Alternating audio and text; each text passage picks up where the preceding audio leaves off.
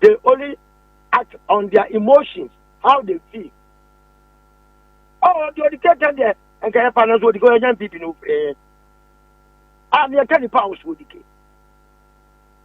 Now, such a character, a cow of Maya, such a character, cow of Maya, young, what do you expect? Where's that your problem? Your problem is that we can't take. Get me, that's the problem. Over time, we ready to attempt or that kind of cocoa, and it's attending our emotions. Because when I say, so many answer, get up, I drink me and your money. Said, yeah, no, day, about say, we are a castle, because we can't set him apart. Now, Ghana, I was out into the world. Ghana, I was out into the world. What's a Ghana? Now, partly that poor Ghana, I be a mouse in Ghana. I mean, such people, I'm short of words to describe them. Coffee, your coffee, baby, bonnet, baby, I could bring any penty, they can't think. Now, I can't say, was it? So, only in 9 at a year, yeah, we in a married. I don't know the other way. She said, "What's the idea of mine?" As a nation, you say, "Go, sir. When you be the most casual American everything, it's for only the Yakobi.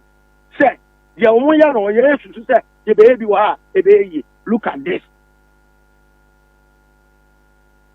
A woman, yes, you say, when you be as you are, a baby. What is this? Yes, you say, when you go, I was so. Would you know, could do baby, and say, our second, when you are critical thinker, it could do a very different game. Oh, the can't be a baby. Baby, I'm not ready. Yeah, you see, your mindset.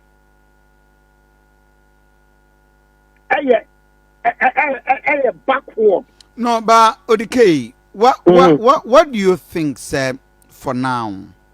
A bit my solution to near Nemu. The city is going down. Light into me, so you do a every last term of every government. We are experiencing doom so. The city booms and now start your basa. What do you think say your problem? Now, what do you think say your solution? So the solution is that we have seen Nara. We got our leadership structure, the model of governance, we got it wrong right from independence. I know, and I prepare the group cumulative challenges that you know. Look, or maybe a word no vision. If you are Akoma wuye, oh, you're temporary, I prepare acquire our private business. Or innovations are with the bar. Akoma, Eda Buama, Akoma, a vision, Umatimi achieve. Akoma FM as an entity or a vision. Who could just tell about Pastor Begma? You work within the vision and the mission of Akoma FM. But Ghana any vision. Ghana as a nation, we don't have vision. But individual be our vision. So now I know what you know. Or man putting any vision. But individual be our aspirations. Our person. A chance fact.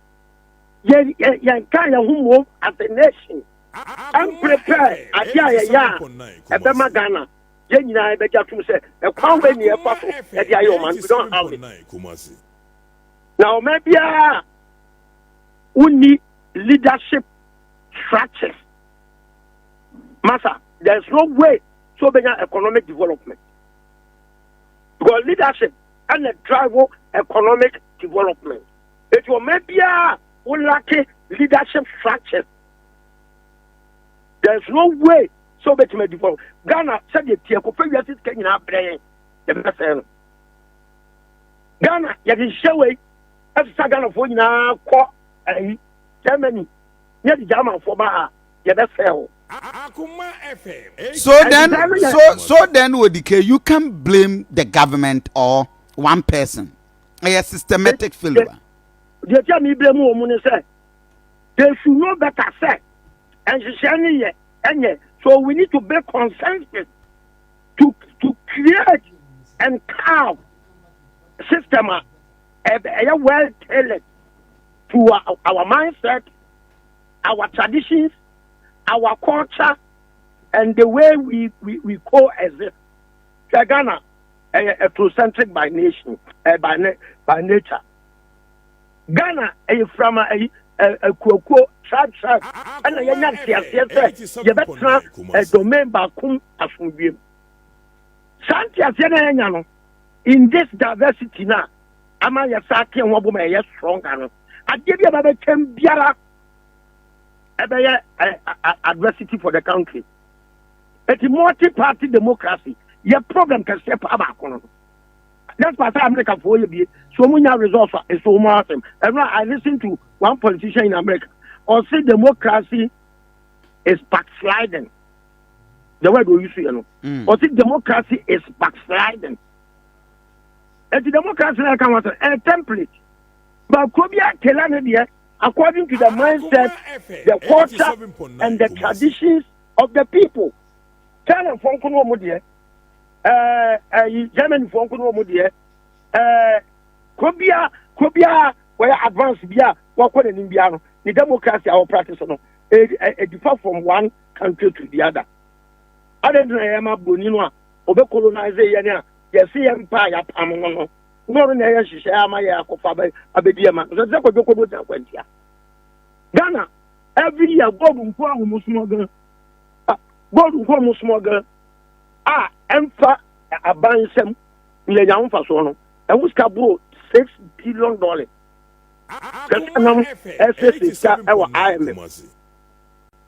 Now, we're as I vote with you, there's a quote chapter of Sunday Pro. What a chapter of Sunday Pro. You knew what is good for us, and we don't want to learn. Our leaders want a cheap way of governing us. It's one to buy Yakwa 17 times. And my results for PDR. But yet, that's why IMF. Because we can't think. We can't think as people. And the model of governance. And you have been and you knew what I did. Your trouble man, I know what do I am. Or Copeska will be a dinkum. Now, when you be a day, I had your personal day.